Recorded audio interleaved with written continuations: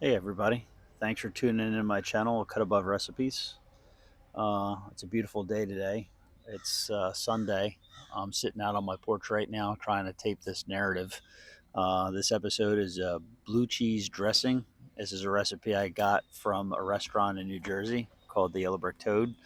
If you guys have worked there, reach out to me on the comments. Let me know when you were there.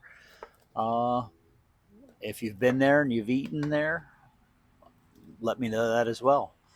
Um, Basically, it's a quick and easy recipe. You can see on the cutting board, I had one large shallot, one very large garlic, a small bunch of parsley. That was probably maybe a third of the bunch that I took. Um, you don't need a lot of blue cheese to make dressing for probably 4 to 6. This recipe is more than enough for I'd say 10 people. As you can see, I had a little difficulty with the garlic. If you have an issue like that, smashing it with the flat edge of the knife, just be careful of your fingers. If it doesn't work once, smash it again. So when you cut the shallot and the garlic, you want to mince it fine. You don't want to feel the pieces. You just want to taste them inside of the blue cheese dressing. This blue cheese dressing in the restaurant, when we were using it, it was mainly for a salad dressing. But over the years, I've used it for a salad dressing. I've used it for pairing it with different types of salads. My favorite is with watercress, apples, and toasted walnuts.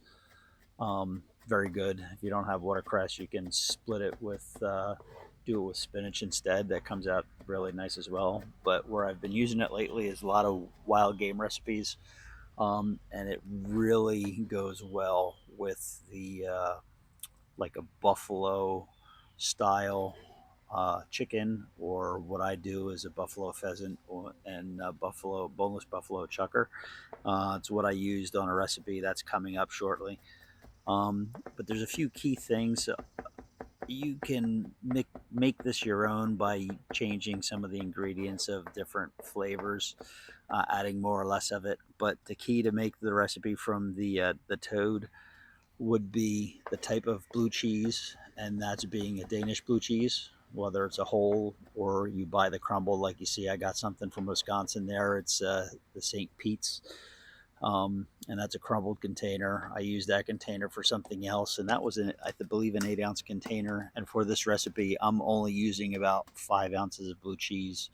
But for the particular flavor of this recipe, the Danish style blue cheese is what you really need. It has that tang and zest, more or less garlic, whatever you want to do. I'm going to be putting the sour cream and the mayonnaise in there. Again, I am particular to Hellman's. It has a certain flavor that I like. Obviously, you can use any mayonnaise, make your own mayonnaise if you want. That's all personal preference, and this is what would make it your own. But to make something similar, close to the toad, we actually did use Hellman's in there, and it's just something I grew up with. Like, I've been watching a lot of YouTubers from down south, especially in Florida, and I believe they use Duke's mayonnaise, and they swear by it. So I haven't had it yet. You can see how fast and how quickly I chop the parsley. It's just, you want it rough chopped. Now, if you didn't want it to turn like, it'll put a little tint of green in there. You see, I didn't wash it, and I also didn't use it all.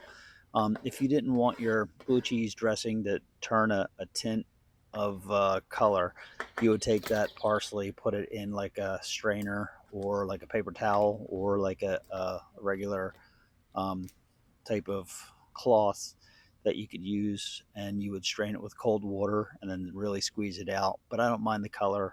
It leaves all the flavor in there. It leaves the nutrients of what parsley has. So I'm not scared by the color change, and it just one step less I have to do.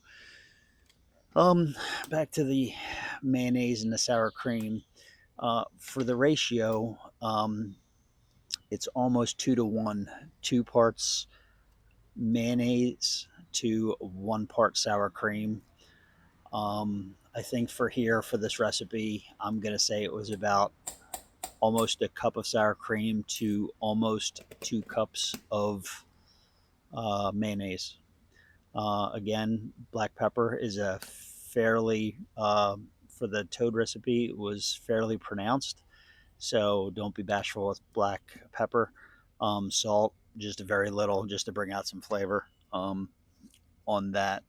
The only other major thing for the toad recipe you see there I haven't touched yet is a little bottle of brandy. We used to use brandy. There it is. That's just a generic, cheaper end brandy. Boy, the crows are really active today. I don't know if you heard that. Um, that was probably a teaspoon of brandy. To bring this flavor profile up to where it should be, a full tablespoon of brandy should be used. I've also used VSOP, and that just increases the flavor profile exponentially. It's just amazing to use. So if you have it in your cabinet, by all means, go for it. It's not a waste of money. It just makes that dressing that much more, I don't know, lack of a better word, pretty darn tasty.